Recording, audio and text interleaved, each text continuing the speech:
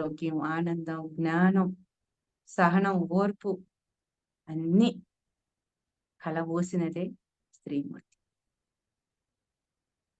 చూడండి, స్త్రీని గౌరవిస్తే అష్టలక్ష్ములు కొలువై ఉంటారు. ఇవాళ మేము కొత్తగా చెప్పేది కాదు. మన వేదాల్లో. మనకి వేదాలు ప్రామాణికాలు కదా! మరి అలాంటి ప్రామాణికమైనటువంటి ఆ వేదంలో ఏముంది? వేదాలు చదువుతాం. అవపోసన పట్టామంటారు. ఆచరణలో ఏంటి? వేదాలు చదవక్కర్లా. అవపోసన పట్టక్కర్లా. కానీ నీ జీవితంలో ఉన్నటువంటి ఆ స్త్రీమూర్తులకి స్త్రీగా గౌరవించండి. చాలు.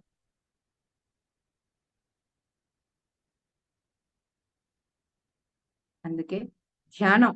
ఎవరో గౌరవించాలి అని కూడా స్త్రీ చూడదు. వాళ్ళిచ్చే గౌరవాన్ని